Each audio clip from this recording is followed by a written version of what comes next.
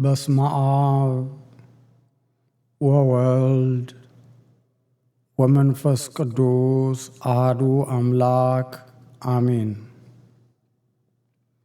በአብ ስም አምኜ አብን ወላዲ ብዬ፣ በወልድ ስም አምኜ ወልድን ተወላዲ ብዬ፣ በመንፈስ ቅዱስ ስም አምኜ መንፈስ ቅዱስን ሰራጺ ብዬ ምንም እንኳን ላጠይቁ አካላት በስም በግብር በአካል ሶስት ብዬ ባምንም በመለኮት በባህሪ በህልውና በአገዛዝ በስልጣን ይህንን ዓለም በመፍጠርና በማሳለፍ አንድ አምላክ ብዬ በማመን በሁለት ወገን ድንግል ንጽሕት በምትሆን በእመቤታችን በቅድስት ድንግል ማርያም በጻድቃን በሰማዕታት በቅዱሳን መላእክት አማላጅነት በመተማመን ሕይወት የሚሰጠውን የእግዚአብሔርን ቃል ማስተላለፍ ጀምራለሁ። ለአባቶቻችን ለነቢያት፣ ለሐዋርያት እንዲሁም ለቅዱሳን ሊቃውንት ለአባቶቻችን ምስጢርን የገለጸ እግዚአብሔር አምላክ ለእኔም ለምናገረው አንደበትን ለምንሰማውም ልቦና እንዲሰጠን የእግዚአብሔር መልካም ፈቃዱ ይሆንልን። ዛሬ የምንማረው የትምህርታችን ርዕስ ተከታታይ ትምህርት ነው።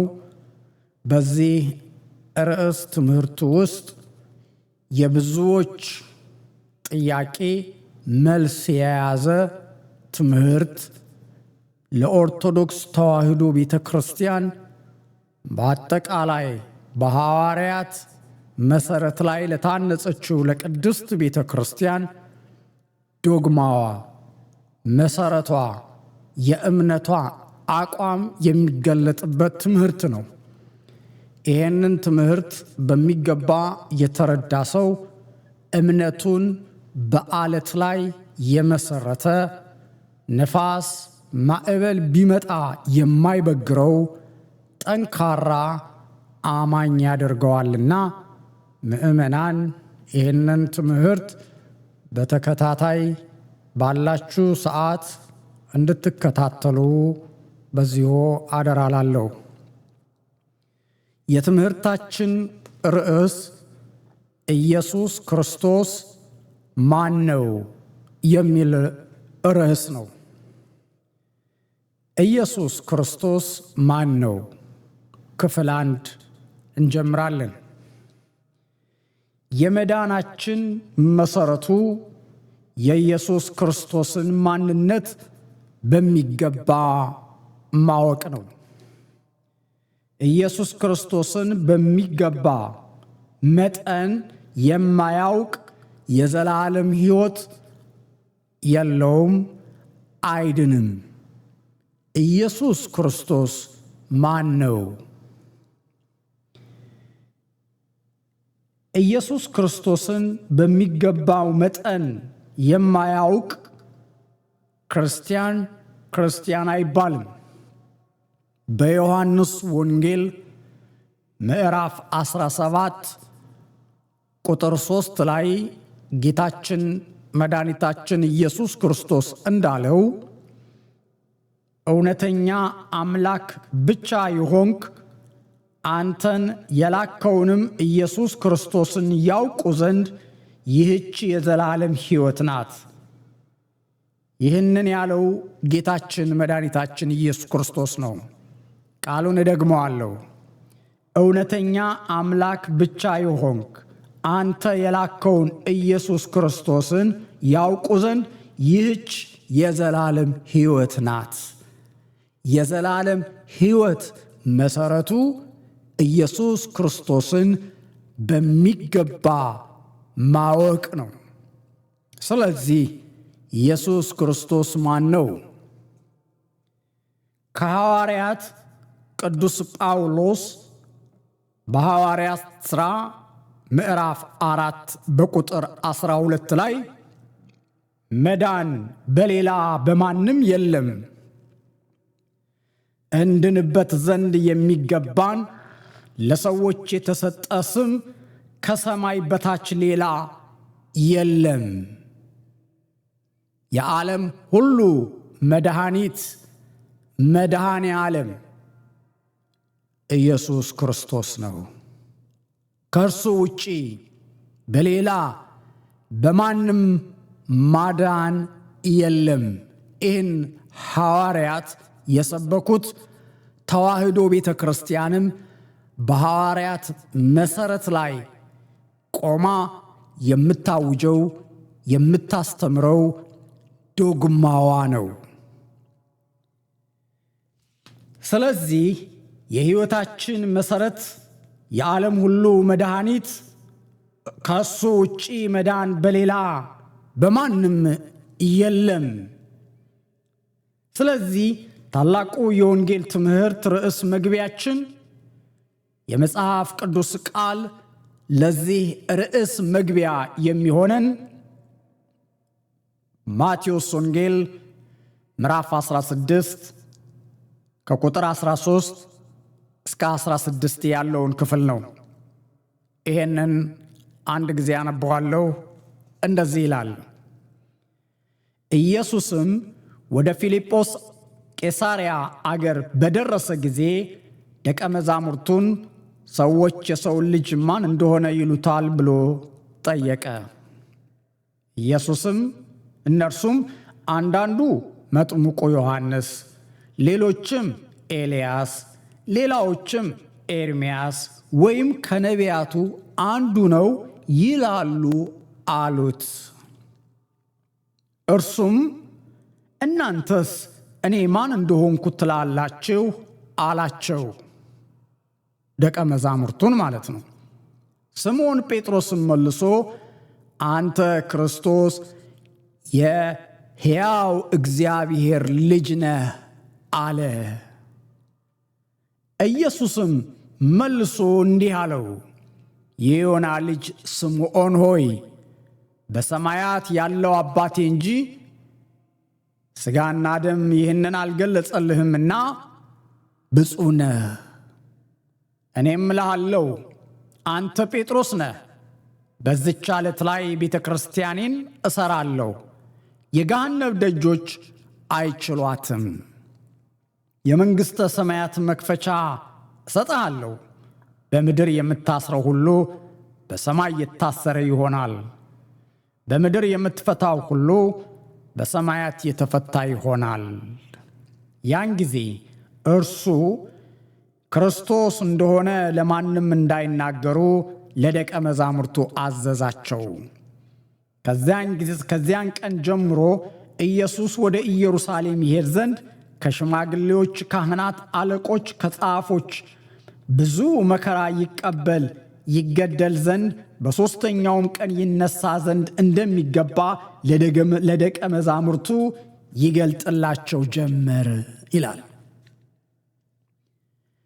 እዚህ ላይ ጌታችን መድኃኒታችን ኢየሱስ ክርስቶስ የጠየቀው የድኅነት መሠረት የሆነ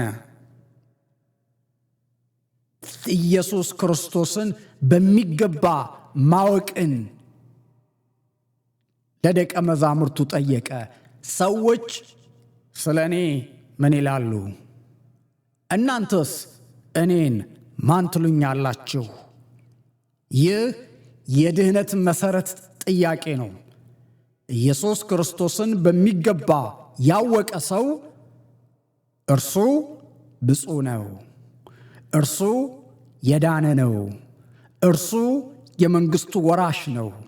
የድኅነታችን መሠረቱ ኢየሱስ ክርስቶስን ማወቅ ነው። ይህ ጥያቄ የጠየቀው ጌታችን ኢየሱስ ክርስቶስ ራሱ ነው፣ ስለ ራሱ።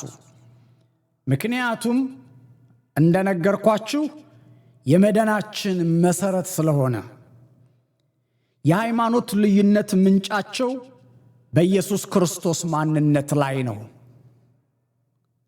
ጥንትም አሁንም። ስለሆነም ኢየሱስ ክርስቶስን በሚገባ ያልተረዳና ያላወቀ አውቆም ያልተቀበለ ሰው አይድንም። ይህ ከተፈታ ሌላው በጣም ቀላል ጥያቄ ነው። የጥያቄዎች ሁሉ መፍቻ ቁልፍ ያለው የኢየሱስ ክርስቶስ ማንነት ማወቅ ላይ ነው። የአምላካችንና የመድኃኒታችን የኢየሱስ ክርስቶስ ማንነት በሚገባ ያልተረዳ ሰው መንፈስ ቅዱስን አይቀበልም፣ የእግዚአብሔርንም ጸጋ አያገኝም፣ የወንጌሉ ምስጢር አይገለጥለትም። ወደ እውነት ሁሉ የሚመራችሁን ቅዱስ መንፈስ የምትቀበሉት ኢየሱስ ክርስቶስን ማን እንደሆነ በሚገባ ስታውቁና ስትረዱ ነው። አለበለዚያ ግን የምትቀበሉት የእግዚአብሔር መንፈስ አይደለም።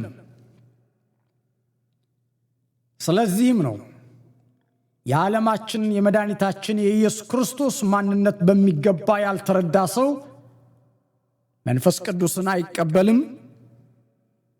የተረዳ ሰው ደግሞ መንፈስ ቅዱስን ይቀበላል። በዓለማችን ላይ ሁለት መንፈስ አለ። እርሱም የእውነትና የሐሰት፣ የጨለማውና የብርሃን። ስለዚህ ነው መንፈስን ሁሉ አትመኑ፣ መናፍስት ከእግዚአብሔር ሆነው እንደሆነ መርምሩ የተባለው።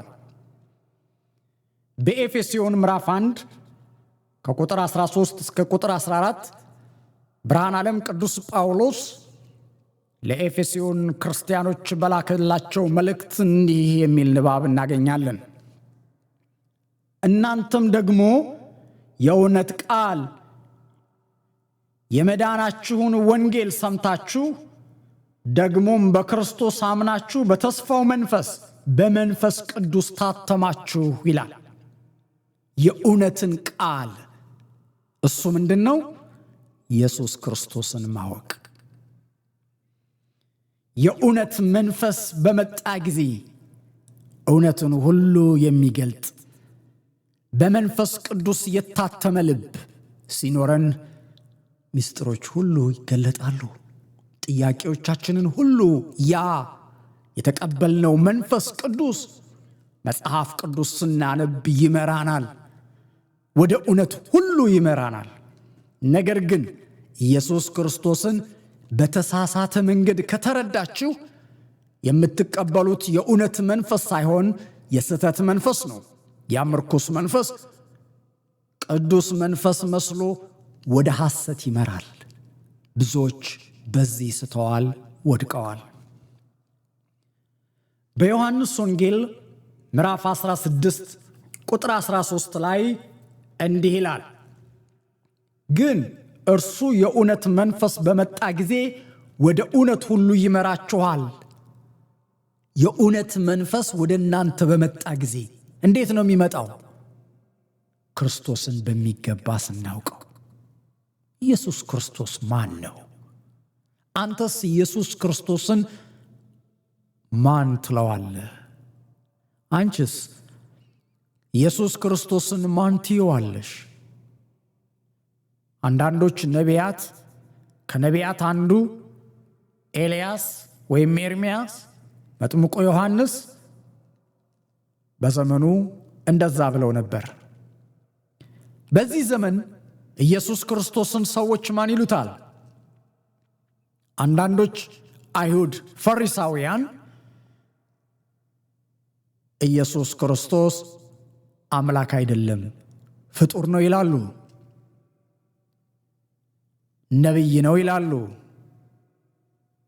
አማላጅ ነው ይላሉ። ካህን ነው ይላሉ። ኢየሱስ ክርስቶስ ማን ነው? እኛም በዚህ በእውነት መንፈስ ውስጥ ሆነን ለአባቶቻችን ለነቢያት፣ ለሐዋርያት፣ ለሊቃውንት ቤተ ክርስቲያን ምስጢርን የገለጠውን መንፈስ ቅዱስ አጋዥ አድርገን ስለ አምላካችን መድኃኒታችን ኢየሱስ ክርስቶስ እንማራለን።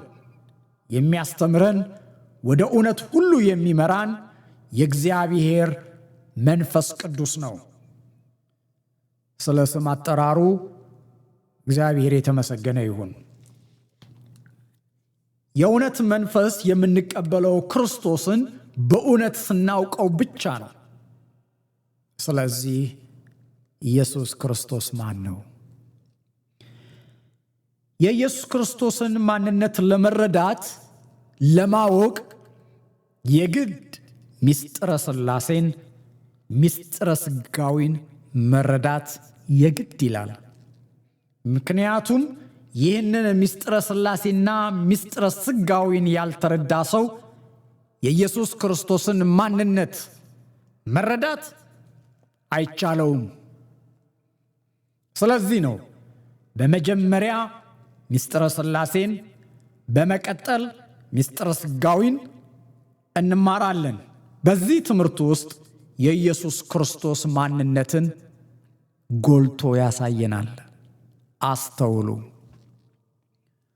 ወደ ምስጢረ ሥላሴ ትምህርት ርዕስ ከመግባታችን በፊት ለዚህ ትምህርት እንደ መግቢያ የሚሆን አስቀድመን ምስጢር ስለመባሉ ለምን ምስጢር ተባለ የሚለውን እንመለከታለን።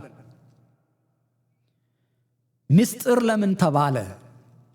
የኦርቶዶክስ ተዋሕዶ ቤተ ክርስቲያን ምስጢራተ ቤተ ክርስቲያን ብላ ወንጌልን ስታስተምር አይሁድና ተረፈ አይሁድ መናፍቃን ለማያምኑ አሕዛብ እነሱ ስላልገባቸውና ስላልተገለጠላቸው ምስጢር የሚባል ነገር የለም፣ ለምን ምስጢር ትላላችሁ ብለው ይከራከራሉ። መልሱ ግልጽ ነው። በሰዋዊ አእምሮ ሰማያዊውን ምስጢር መረዳት ስለማይቻል 4 ነጥብ። ምክንያቱም ሰማያዊ ምስጢር የሚገልጥ መንፈስ ቅዱስ ነው። መንፈስ ቅዱስ ደግሞ ለመቀበል የኢየሱስ ክርስቶስን ማንነት ማወቅ መረዳት የግድ ይላል። ስለዚህ መንፈሳዊውን ነገር ለአእምሮአዊ ሰው ምስጢር ነው። መንፈሳዊ ነገር በመንፈስ ቅዱስ አጋዥነት የሚገለጥ እንጂ ማንም ሰው ማንበብና መጻፍ ስለቻለ ብቻ የሚያውቀው ወይም የሚረዳው አይደለም። በሥጋዊ አእምሮ ወንጌልን ምስጢር መረዳት አይቻልም። በውስጡ ታላቅ መለኮታዊ ምስጢር የያዘ በመንፈስ ቅዱስ ገላጭነት ብቻ የሚረዱት ወይም የሚያስረዱት የመንፈስ ቅዱስ መገለጥ። ስለዚህ ነገር ቆም ብለን ልናስተውል ይገባል። ምክንያቱም በሰው ልጅ ውስን አእምሮ ሙሉ በሙሉ ለመረዳት አይቻልም። ስለዚህ ምስጢር ይባላል። ለዚህም ሐዋርያው ቅዱስ ጳውሎስ ምስጢር ስለመሆኑ ወንጌል እንዲህ ሲል ይናገራል።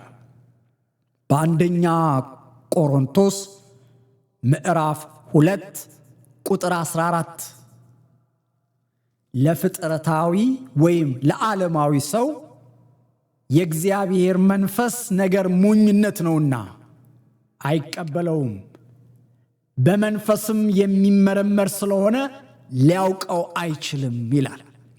ለፍጥረታዊ ሰው፣ ለዓለማዊ ሰው፣ ለዚህ ዓለም ጥበበኞችና ፈላስፋዎች፣ ተመራማሪዎች በሰዋዊ አእምሮ ሰማያዊውን ምስጢር መረዳት የማይቻል ነው ሲል ቅዱስ ጳውሎስ መንፈሳዊው የወንጌልን ምስጢር በግልጽ ጽፎ አስቀምጦልናል። የሰው ልጅ ምንም ቢሰለጥን ምርምር የማይደርስበት ረቂቅ ከሰው አእምሮ በላይ የሆነ ሊመረምረውና ሊረዳው የማይችል ታላቅ መለኮታዊ ሰማያዊ መንፈሳዊ ምስጢር ነው። ቅዱስ ጳውሎስ ወደ ቆላስያስ በላከው የመጽሐፍ ቅዱሳችን ንባብ ምዕራፍ 2 ቁጥር 8 ላይ ቆላስያስ ምዕራፍ 2 ቁጥር 8 እንደዚህ ይላል። እንደ ክርስቶስ ትምህርት ሳይሆን እንደ ሰው ወግና እንደ ዓለም መጀመሪያ ትምህርት ባለመክ በከንቱ መታለል ማለትም በፊሎሶፊ ማለት ነው ማንም እንዳይማርካችሁ ተጠንቀቁ። ይህንን ቃል ደግሞ አለው አስተውሉ። እንደ ክርስቶስ ትምህርት ሳይሆን እንደ ሰው ወግና እንደ ዓለም የመጀመሪያ ትምህርት ባለ በከንቱ መታለል ማንም እንዳያስታችሁ ተጠንቀቁ ሲል ሐዋርያው ቅዱስ ጳውሎስ በወንጌል ላይ ለሚመራመሩና የሚፈላሰፉ ፈላስፋዎችን እንዲህ አድርጎ ገልጦ ይናገራል። ሳይንስ ከሃይማኖት በታች ነው። ሳይንስ በሃይማኖት ይመረመራል እንጂ ሃይማኖት በሳይንስ አይመረመርም። ሳይንስ ምርምሩን የሚያካሂደው የሃይማኖትን የመጽሐፍ ቅዱስን ካርታ ንባብ እየተከተለ ነው የሚሄደው። ምክንያቱም ከምድር ፍጥረት ጀምሮ ከፍጥረታት ጀምሮ እስከ መጨረሻው ድረስ ያለውን የሚናገር በዝርዝር የሚያስቀምጥ ዘመናት የማይሽሩት ያለፈውን እየሆነ ያለውን ሊሆን ያለውን የሚናገር መጽሐፍ ቅዱስ ነው።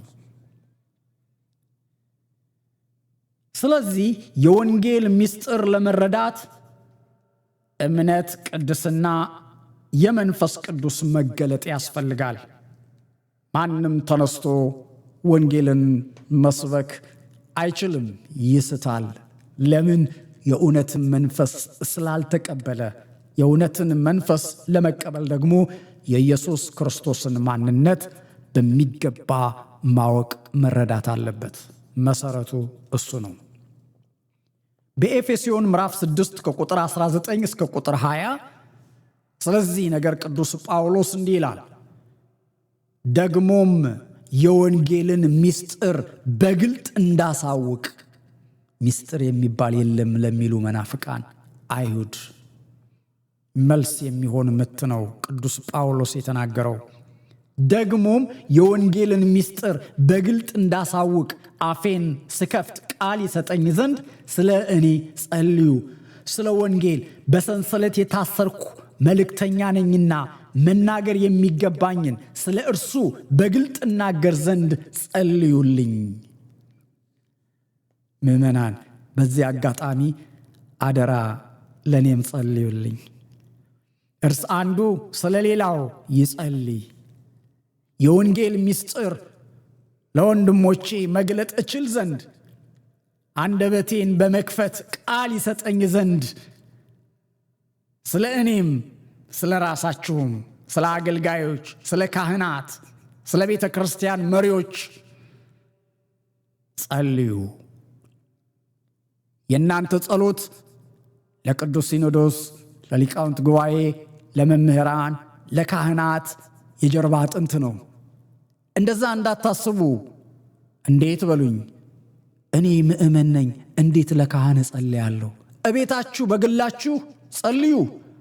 እግዚአብሔር ሆይ አባቶቻችንን ጠብቅ፣ እርዳቸው፣ ከነርሱ ጋር ሁን ብላችሁ ስለ ቅዱስ ሲኖዶስ፣ ስለ ሰባኪያን፣ ስለ መዘምራን፣ ስለ ካህናት፣ ስለ አገልጋዮች ሁሉ እንድንጸልይ መጽሐፍ ቅዱስ ያዛል።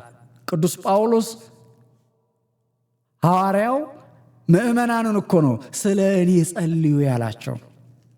ምእመናን ስለ አገልጋዮች ይጸልዩ ዘንድ ታዘዋል። ስለዚህ ስለ ቤተ ክርስቲያን ጸልዩ ሲባል ስለ ሕንፃው አይደለም። ለቤተ ክርስቲያን ጸልዩ ሲባል ስለ ቤተ ክርስቲያኑ አገልጋዮች፣ ምእመናን፣ ካህናት በአጠቃላይ በአስተዳደሩ ላይ ያሉትን እያሰባችሁ ጸልዩ ማለት እንጂ ሕንፃውን እያሰባችሁ ጸልዩ ማለት አይደለም። ሕንፃው የምእመኑ ምሳሌ ነው። አስተውሉ። መንፈስ ቅዱስ ደግሞ የቃሉን ምስጢር ይገልጣል። ስለዚህም ነው ቅዱስ ጳውሎስ የወንጌሉን ምስጢር ይገልጽልኝ ዘንድ ጸልዩልኝ ያ ቅዱሱ መንፈስ የወንጌልን ምስጢር ገላጭ ነው። በቆላስያስ ምዕራፍ 4 ቁጥር 3 እስከ 4 በዚያን ጊዜም ስለ እርሱ የታሰርሁበትን የክርስቶስን ምስጢር እንድናገር እግዚአብሔር ቃሉን ደጅ ከፍትልኝ ዘንድ ስለ እኛ ደግሞም ጸልዩ፣ መናገር የሚገባኝን ያህል እገልጠው ዘንድ ጸልዩልኝ። የኢየሱስ ክርስቶስን ማንነት በሚገባው መጠን እገልጥ ዘንድ ስለ እኔ ጸልዩ ሲል ለቆላስያስም በላከው መልእክት ምዕመናን በጸሎት እንዲያስቡት የወንጌሉን ምስጢር እንዲገልጥለት መንፈስ ቅዱስ እንዲረዳው በጸሎት እንዲያግዙት አደራ ብሏቸዋል። ስለዚህ ምዕመናን አባቶችን፣ እረኞችን ተቹ ሳይሆን ስለ እነሱ ጸልዩ ነው የተባለው። ጸልዩ ስለ ካህናት። የወንጌል ምስጢር የሚገልጥ መንፈስ ቅዱስ ነው። በሰማያዊ አእምሮ ቴዎሎጂ ስለተማርክ፣ ገዳም ገብተህ ስለተቀመጥክ፣ ወይም በሀገረ እስራኤል የዕብራይስጥ ቋንቋ፣ በሀገረ ግሪክ የግሪክ ቋንቋ፣ በሀገረ ኢትዮጵያ ገዳም ገብተህ የግዕዝ ቋንቋ ስለተማርክ የወንጌል ምስጢር ተገልጦልሃል ማለት አይቻልም። ምክንያቱም ዛሬ ላይ ዕብራይስጥ ቋንቋ አቀላጥፈው የሚናገሩ መናፍቃን አሉ። የግሪክ ቋንቋ አቀላጥፈው የሚናገሩ መናፍቃን አሉ። የግዕዝ ቋንቋ አቀላጥፈው የሚናገሩ መናፍቃን አሉ። ቋንቋ ማወቅ በራሱ ሊቅ አያደርግም። በቅርብ ጊዜ አንድ ኢትዮጵያዊ ሙስሊም ሼክ የሆኑ ሰው ግዕዝ ሲያውቁ፣ ሲያወሩ፣ ሲያነቡ ወደ አማርኛ ሲተረጉሙ በሶሻል ሚዲያ ላይ አይቻለሁ። ማንም ሰው ቋንቋን ተርጉሞ ማወቅ ይችላል። ነገር ግን ወንጌልን ከላይ እንደጠቀስኩላችሁ እምነትና ቅድስና የመንፈስ ቅዱስ እርዳታ ካልተጨመረበት መረዳት፣ ማስረዳት፣ ምስጢሩን መግለጥ አይቻልም። ንባብ ብቻ ነው የሚሆነው። ስለዚህ እምነት ከምግባር ጋር ይዘን በቅድስና የመንፈስ ቅዱስን ገላጭነት አጋዥ በማድረግ እንጂ በንባብ ወይም ቋንቋ የተለያየ ቋንቋ ስለተናገርክ መንፈስ ቅዱስ ይገልጽልሃል ማለት አይደለም። ምንድነው ያለው ቅዱስ ጳውሎስ? ፍቅር ከሌለኝ በመላእክት ቋንቋ ብናገር እንደሚጮህ ጽናጽል ነኝ፣ ባዶ ነኝ፣ ከንቱ ነኝ ነው ያለው። እንኳን በሰው ቋንቋ በመላእክት ቋንቋ እንኳን ብትናገር አንተ ሰው አዋቂ ነህ ማለት አይደለም። ዕውቀትን፣ ምስጢርን የሚገልጽ መንፈስ ቅዱስ ብቻ ነው። ስለዚህ ያንን መንፈስ ደግሞ ለመቀበል ቅድስና ያስፈልጋል። እዚህ ላይ አንድ መረዳት ያለብን ትልቅ ነገር አለ። ጌታ ሐዋርያትን እናንተስ ማን ትሉኛላችሁ ብሎ በጠየቀ ጊዜ ስምዖን ጴጥሮስ መልሶ አንተ ክርስቶስ የእግዚአብሔር ልጅ ነህ አለ። ኢየሱስም መልሶ ምን አለው? የዮና ልጅ ስምዖን ሆይ በሰማያት ያለው አባቴ እንጂ ሥጋና ደም ይህንን አልገለጠልህም። ሥጋና ደም ማለት ምንድን ነው? አንተ ስለተማርክ ስላነበብክ አይደለም። በአይምሮ ፍልስፍና ፊሎዞፊ ስላጠና የወንጌሉን ትርጓሜ ምስጢር ታውቃለህ ማለት አይደለም። ወንጌልን የሚተረጉምና የሚያስተምር መንፈስ ቅዱስ ነው። ይህንን ስል አስተውሉ። ኢየሱስ ክርስቶስን ማንነት በእምነትና በቅድስና በመንፈስ ቅዱስ አጋዥነት የሚገለጥ ታላቅ የወንጌል ምስጢር ነው። ይህን እናስምሩበት። ይህ ማለት ግን መማር አያስፈልግም ማለት አይደለም። እንዳትዘናጉ። እየተማሩ ያሉትን ደቀ መዛሙርት በየትርጓሜ ቤቱ፣ በየቴዎሎጂው፣ በየገዳማቱ የሚማሩት አባቶች ወንድሞቻችን አያስፈልጉም ማለት አይደለም። ይህንን የሚያስብ ከእግዚአብሔር አይደለም። መማርና ማወቅ በክርስትና ሕይወት ጉዞ ውስጥ አንዱ የክርስትና መመሪያ ነው። ቢሆንም ያለ መንፈስ ቅዱስ ገላጭ ግን መለኮታዊ ምስጢር መረዳት አይቻልም ነው።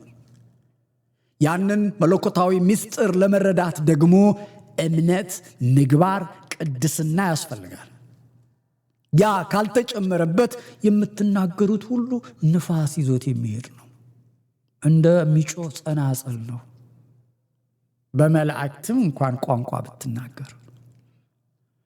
ስለዚህ የመንፈስ ቅዱስ እርዳታ ለማግኘት እምነት፣ ቅድስና መሰረታዊ ጉዳይ ነው። በእውነት ላይ ብቻ የተመሰረተ የወንጌል አገልግሎት ፍሬ የሌለው አገልግሎት ይሆናል። ብዙ የእምነት ድርጅቶች የተፈለፈሉት በቴዎሎጂ ፍልስፍና፣ በፊሎሶፊ ተራቀው ተፈላስፈው ዕውቀትና በጊዜያዊ ጥቅም ላይ ተመስርተው እንጂ በእምነት መንፈስ ቅዱስ መገለጥ አይደለም። ልክ መንፈስ ቅዱስ እንደገለጠላቸው ባነበቡት ቃል መሰረት አክት ያደርጋሉ። መንፈስ ቅዱስ ወረደ ብለው አዳራሽ ውስጥ ይዘላሉ፣ ይወድቃሉ፣ ይፈርጣሉ። እንዴ መንፈስ ቅዱስ እንዲህ ያደርጋል እንዴ? አዎ ይሏችኋል። እንዴት? በሐዋርያት ሥራ ምዕራፍ 2 ላይ በሐዋርያት ላይ መንፈስ ቅዱስ በወረደ ጊዜ ጉሽ የወይን ጠጅ እንደጠጣ ሰው ሆኑ ይላል። በመንፈስ ቅዱስ ሰከሩ። የመንፈስ ቅዱስ ስካርና የወይን ጠጅ ስካር እንቅስቃሴውም ስርዓቱም ይለያያል። የወይን ጠጅ ስካር አንስቶ የሚያፈርጥ፣ የመንፈስ ቅዱስ ደግሞ ስርዓት የሚያስይዝ፣ በመንፈስ ቅዱስ ተመስጦ የሚወስድ እንጂ የሚያንከባለል የሚያንፈራፍር አይደለም እንደ አጋንንት። ይህንን መለየት እንዴት አቃታቸው? ምክንያቱም መጽሐፍ ቅዱስ ምን ይላል? የእግዚአብሔር መንፈስ የሥርዓት መንፈስ እንጂ የሁከት መንፈስ አይደለም ተብሎ ተጽፏል። የሚያውኳችሁ ከእናንተ ይወገዱ። እግዚአብሔር የሥርዓት አምላክ ነው። ራስን የመግዛት መንፈስ እንጂ የሁከት መንፈስ አልተቀበልንም።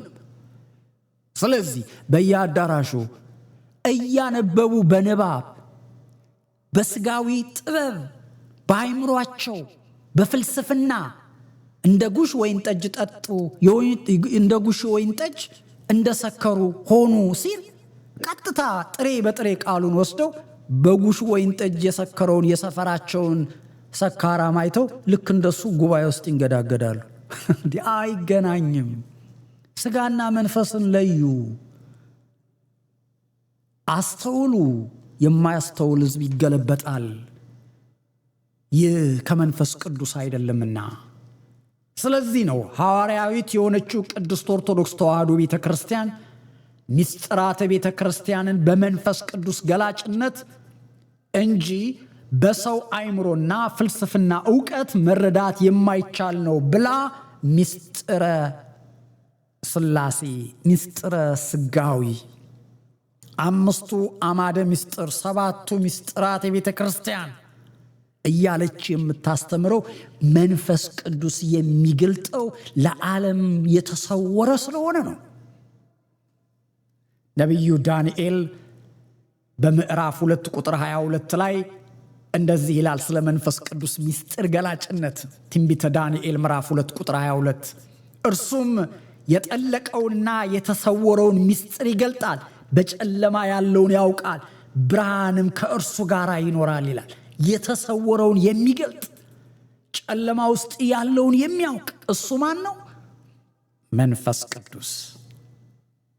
በብሉይ ኪዳን ምስጢርን የሚገልጥ መንፈስ ቅዱስ እንደሆነ ነቢዩ ዳንኤል በምዕራፍ 11 ምዕራፍ 2 ላይ ብትመለከቱ ታዩታላችሁ።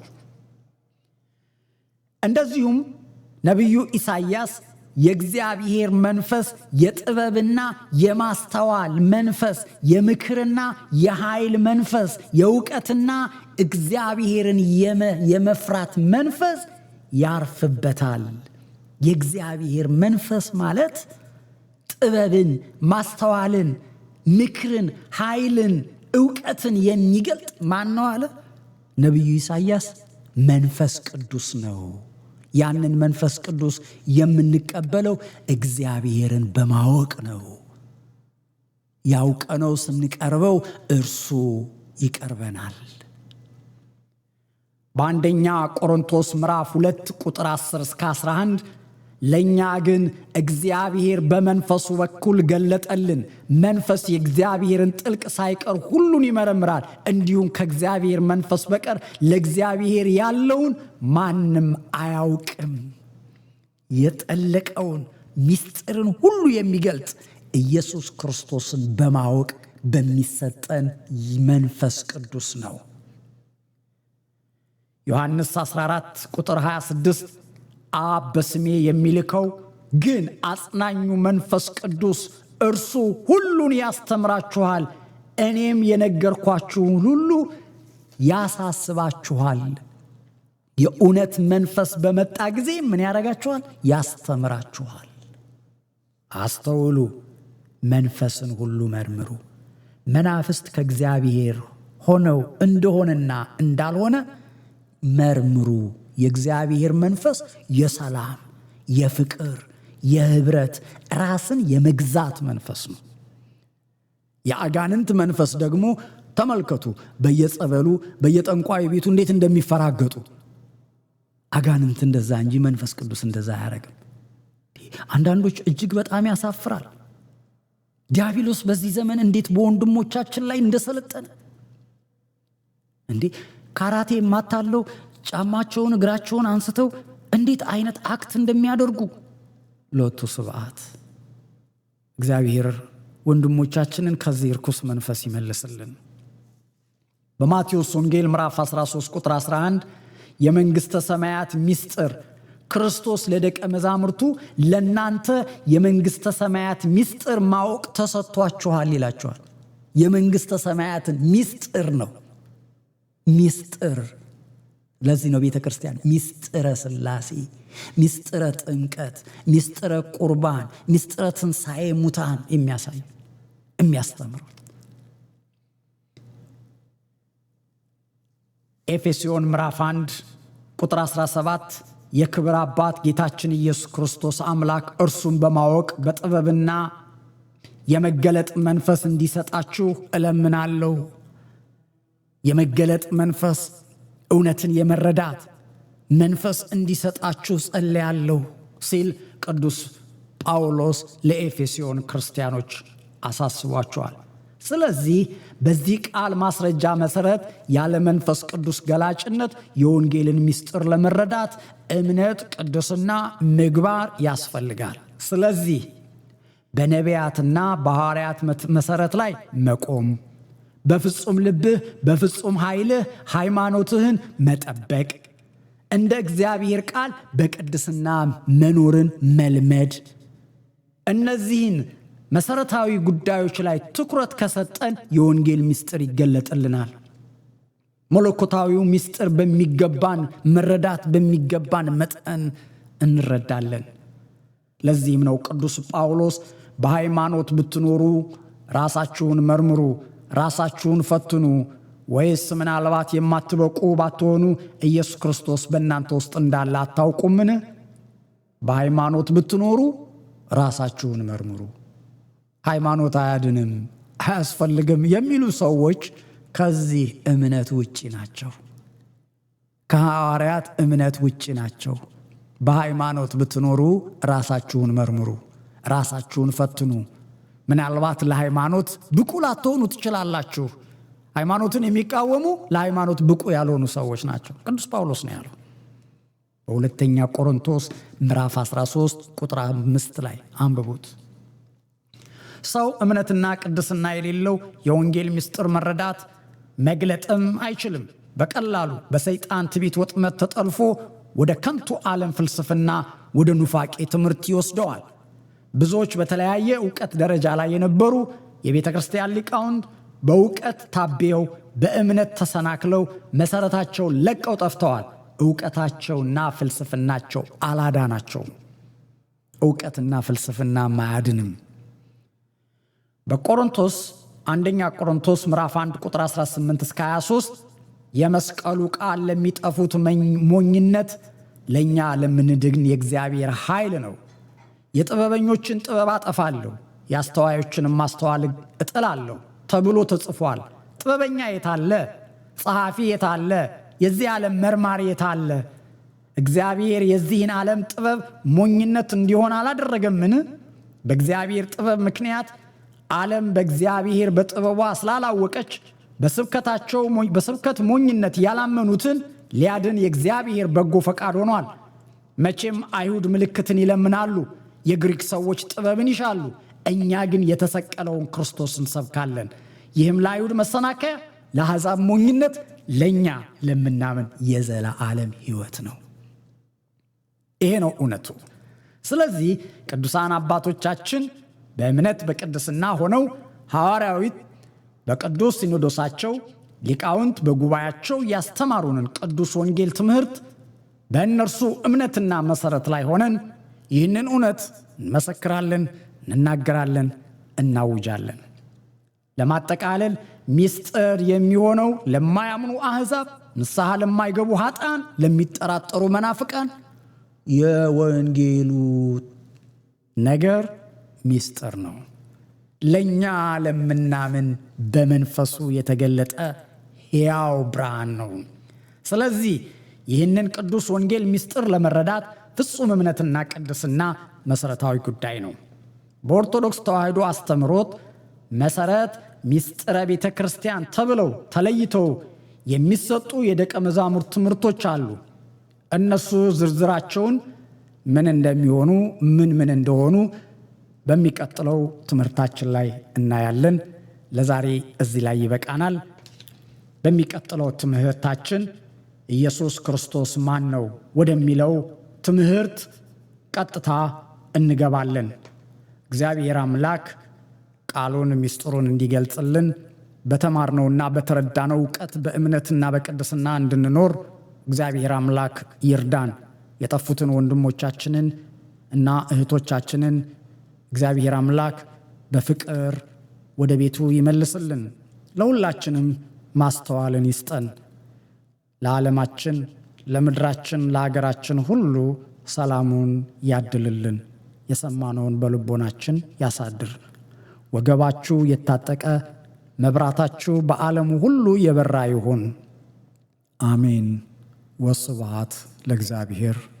ይቆየን።